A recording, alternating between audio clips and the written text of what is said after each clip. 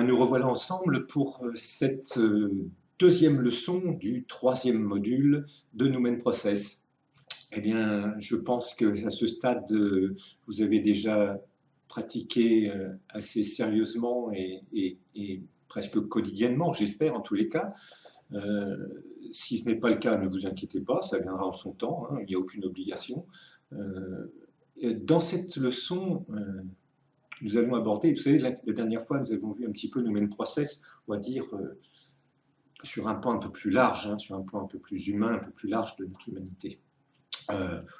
Aujourd'hui, nous allons aborder Numen Process dans un sens un petit peu différent, c'est-à-dire que je vais vous apporter aujourd'hui un petit peu tous les trucs, toutes les idées, toutes les stratégies qui vont permettre de booster vos capacités et vos capacités à pratiquer, à rentrer en épiconscience, à pratiquer Numen Process et à observer donc le processus lumineux et la réponse lumineuse et son déploiement dans l'espace-temps et comment le gérer.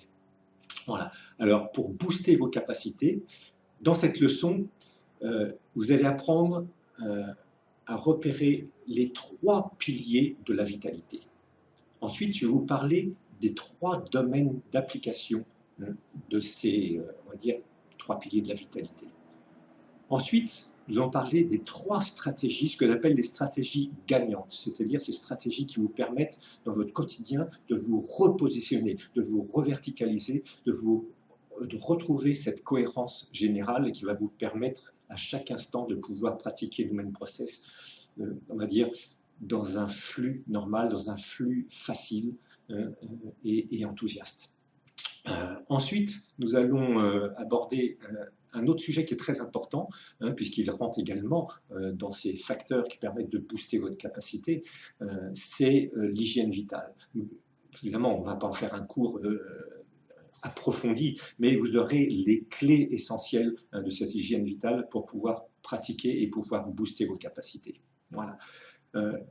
Enfin, nous allons aborder, pour terminer dans cette leçon, ce que j'appelle les 3 pratiques radieuses. Je ne vous en dis pas plus long, donc ce sont des pratiques qui vous permettront de rentrer en cohérence, et là je ne parle pas de cohérence cérébro-cardio-intestinale, mais 3 techniques qui vont dire pratiquer au quotidien ou régulièrement vous permettront vraiment de vous positionner d'une façon ferme et j'allais dire presque définitive dans cet état d'esprit de Numen Process. Ce sont des pratiques qui n'ont pas été inventées par moi forcément, mais qui sont liées donc à la cohérence cérébro-cardio-intestinale également, mais ce sont des pratiques qui ont été évaluées et testées et mise en application depuis les années 2000 et je pense que ce sont vraiment des pratiques essentielles et vraiment extraordinaires à intégrer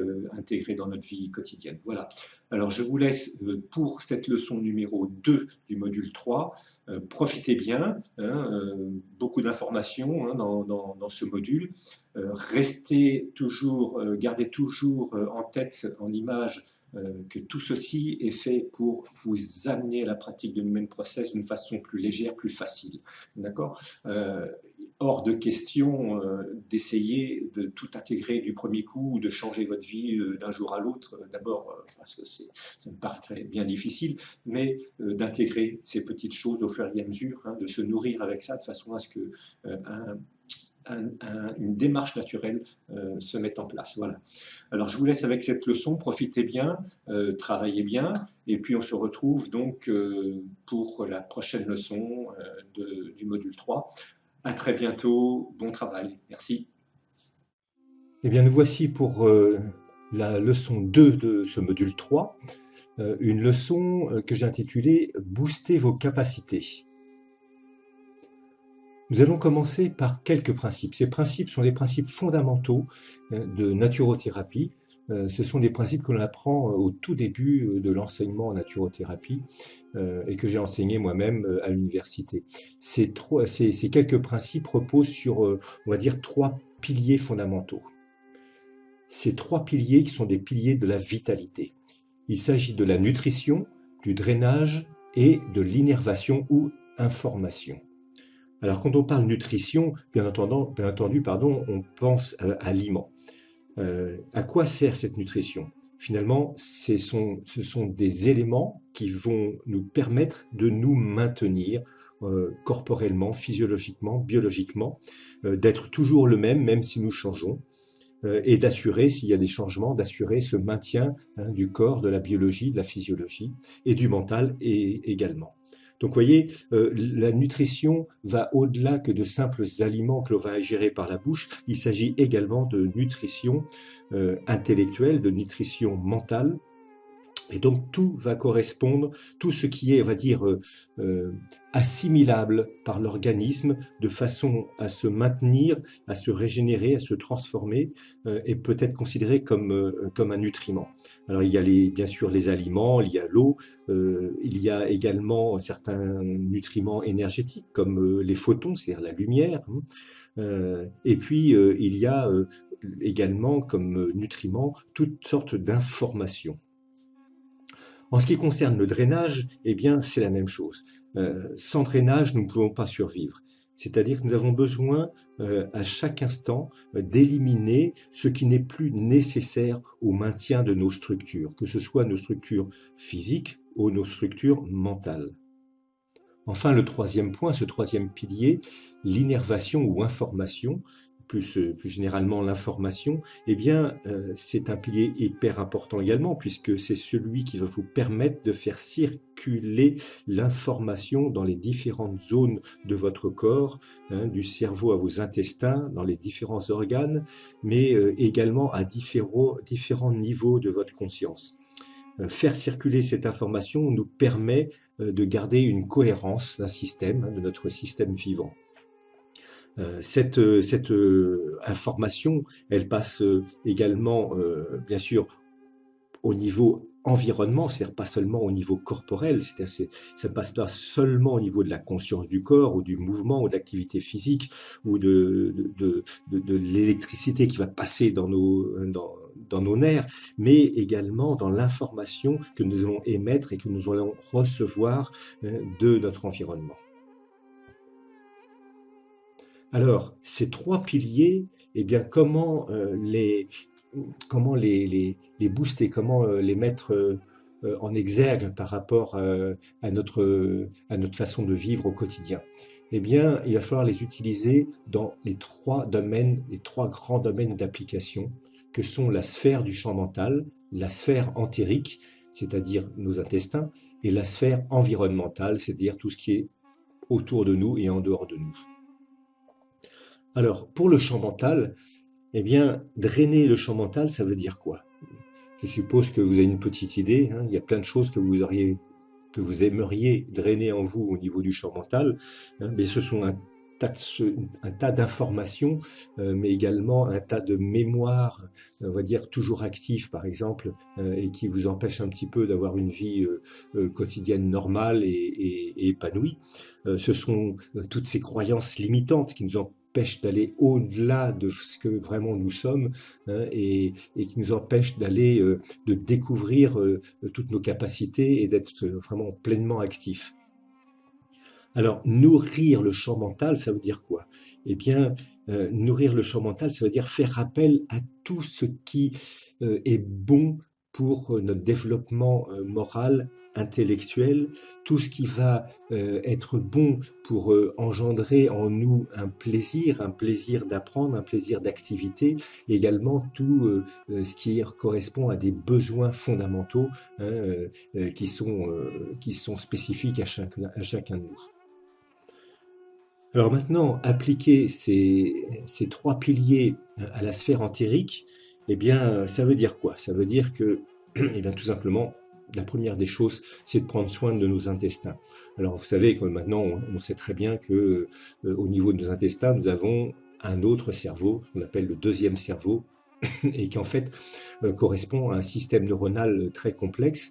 Et à partir de ce système neuronal, eh bien, les intestins non seulement vont permettre de communiquer avec notre système immunitaire, mais également permettre de communiquer avec notre système nerveux central et donc avoir des influences sur notre système nerveux central, c'est-à-dire sur quoi? Sur notre état d'âme, sur l'état de notre esprit, sur notre mental.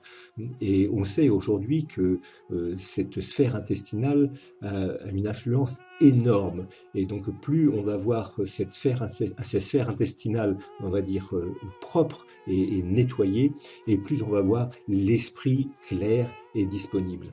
Donc voilà ce que ça veut dire se drainer, nettoyer ce champ intestinal, cette sphère intestinale. Alors, je ne sais pas si vous vous rappelez, on avait parlé un petit peu du psychopéristaltisme. Eh bien, là également, vous voyez, naturellement, l'intestin a tendance à éliminer les émotions négatives simplement par ce psychopéristaltisme. Donc, qu'est-ce qui va faire que notre intestin fonctionne bien et va agir au niveau de toutes ses fonctions, aussi bien de la digestion que le psychopéristaltisme, que l'information qu'il va amener au cerveau? Eh bien, c'est en utilisant d'abord, la première des choses, c'est par l'alimentation, par avoir une alimentation correcte, une alimentation non toxique ou un minimum toxique, qui décharge un minimum de toxines également. Mais c'est également prendre soin de son intestin, c'est-à-dire des massages intestinaux, éventuellement de temps en temps des lavements, tout ce qui va nous permettre un petit peu de faciliter ce péristaltisme et ce drainage des intestins. Comment le nourrir, cet intestin? Ben, vous le savez, intéressez-vous à l'alimentation saine et vous allez très vite comprendre qu'il y a des règles de base pour maintenir une bonne digestion et maintenir une bonne nutrition au niveau de notre organisme sans en alourdir et sans apporter de conséquences néfastes à notre intestin qui, lui, est très très sensible. Donc, il ne s'agit pas là de faire un cours sur l'alimentation, on va en parler un petit peu, mais il s'agit là de vous sensibiliser. Ensuite, parlons un petit peu de la sphère environnementale. La sphère environnementale, là, c'est pareil. Vous allez vous nourrir de cette sphère environnementale, vous allez drainer cette sphère environnementale et vous allez échanger des informations avec cette sphère environnementale. Donc, nous allons voir un petit peu plus loin comment le faire, mais sachez que c'est très important de drainer cette sphère, c'est-à-dire, un exemple très très simple, c'est ne pas vous laisser absorber par des informations toxiques, telles qu'elles sont diffusées le plus souvent par des médias. C'est vous nettoyer de toutes ces informations, de toutes ces toxiques informationnelles, de tout cet encombrement d'informations qui n'a pas d'intérêt spécifique pour votre propre évolution. Et puis, c'est également simplifier les choses, simplifier votre environnement. C'est un petit peu comme un intestin. Si votre environnement est chargé d'un tas d'informations inutiles, eh bien, vous alourdissez, vous êtes moins efficace. Ensuite, se nourrir de cette sphère environnementale, c'est bien entendu vous nourrir de tout ce qui est positif, de toutes les informations qui vont vous parler. Alors là, c'est intéressant d'utiliser la C3I de façon à ce que par l'intuition et par l'inspiration, vous puissiez vous nourrir de ce qui vraiment vous appelle, vraiment ce qui résonne en vous. Voilà un petit peu pour ça. Et également, se nourrir de l'environnement, ça veut dire aller directement là où l'environnement est globalement positif pour votre organisme. Et là, je pense à la nature. La nature, le vert, maintenant, il y a beaucoup d'études qui ont été faites dessus, et on sait que le contact avec la nature, que ce soit pour les enfants, pour des adultes jeunes, quel que soit notre âge, a une action sur notre organisme de relaxation, de dynamisation, et même au niveau de notre sphère mentale, on va dire à cette capacité, la nature a cette capacité d'augmenter, on va dire, notre intelligence cognitive. Donc, n'hésitez pas à faire des bains de nature. Et puis, voyager. C'est très important de voir ce qui est différent de notre propre univers, petit univers de la maison, du travail et même de notre pays. Voyager également est quelque chose qui nous permet de nous ouvrir plus facilement donc à tout ce qui est différent et d'en recevoir des informations qui vont nous intéresser. Donc, vous voyez, ça va très très loin, ces domaines d'application de la sphère du champ mental, de la sphère entérique et de la sphère environnementale. Alors, par rapport à ça, quelles sont les stratégies qui vont vous permettre d'obtenir des résultats? Eh bien, il y a 3 stratégies gagnantes. Ces 3 stratégies sont la stratégie placebo. Alors, ne confondez pas avec placebo, bien que le placebo fasse partie du placebo. La stratégie placebo. Ensuite, c'est la stratégie cognitive.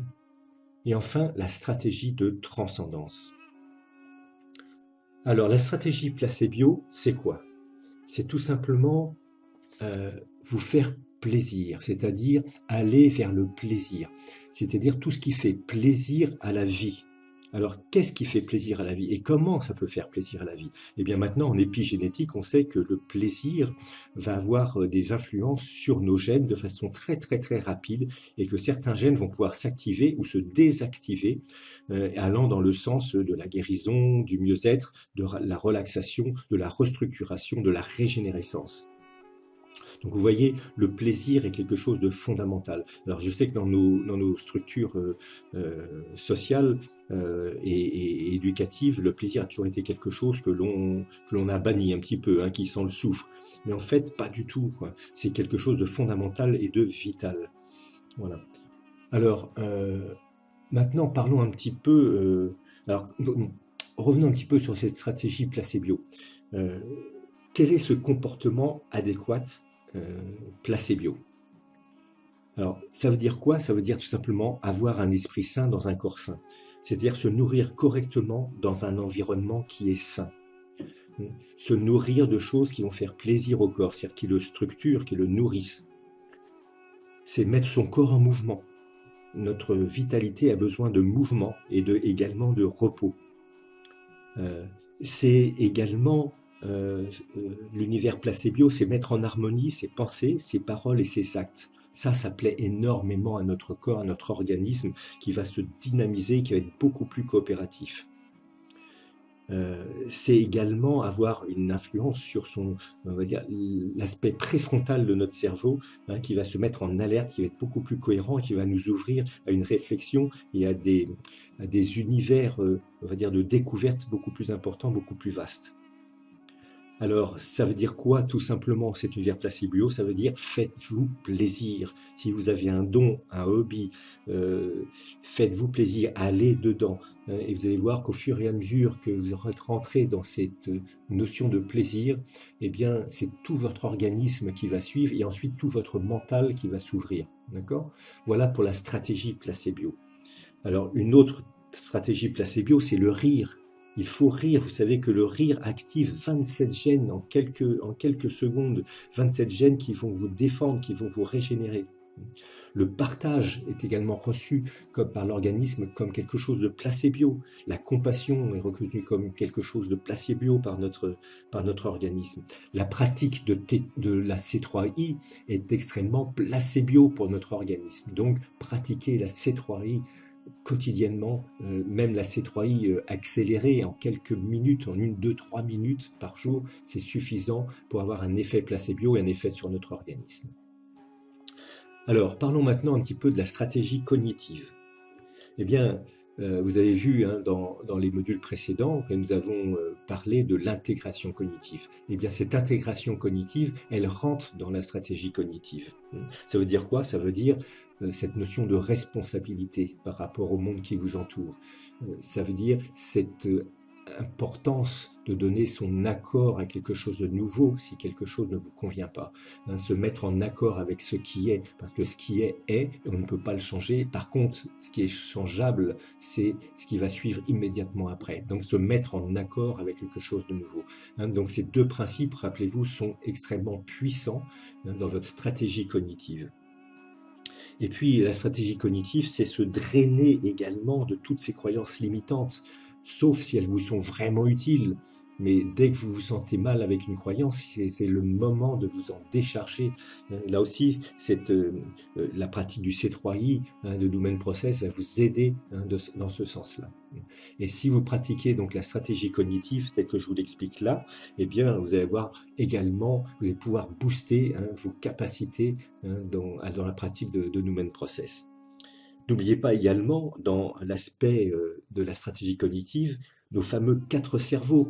Vous savez que pour être efficace, il faut que vous puissiez penser les choses, les imaginer, avoir du plaisir à les structurer et puis passer à l'action. Ces 4 cerveaux, passer à l'action de façon à avoir un témoin, un acte témoin qui va permettre à toute une dynamique mentale du subconscient de se mettre en place et d'avoir accès à un tas d'informations qui va aller dans le sens, vous vous rappelez, de ce flow qui vous permet d'aller beaucoup plus facilement vers votre objectif. Voilà pour la stratégie cognitive. Parlons maintenant de la stratégie de transcendance. Alors, c'est quelque chose peut-être un petit peu plus flou pour vous, mais en fait, c'est quelque chose de tout à fait naturel. Nous avons tous en nous ce besoin, à un moment donné, de dépasser cette limite, dépasser cette limite qui est en nous, quelle qu'elle soit, cette limite, on va dire, de créativité, cette limite intellectuelle, cette limite de l'être. Nous avons toujours besoin en nous d'aller un petit peu au-delà. Voilà. Donc, soyez toujours dans cet éveil permanent d'aller au-delà. C'est vraiment un appel de notre humanité, ce facteur de transcendance. Et vous verrez qu'en pratiquant la C3I, vous aurez accès à ce qu'on appelle à des insights, c'est-à-dire on va dire des pensées et des inspirations, on va dire brusques. Et là, vous êtes déjà dans cette stratégie de transcendance. Cette stratégie de transcendance, eh bien, ça vous a amené quoi? Ça vous a amené également un esprit enthousiaste, un esprit de plaisir. Et là, on va revenir sur ces stratégies placebo, et vous allez voir que tout ça roule ensemble, tout ça va bien ensemble. Alors, je vous remets ces 3 piliers de la vitalité, ne les oubliez pas: nutrition, drainage, innervation et information.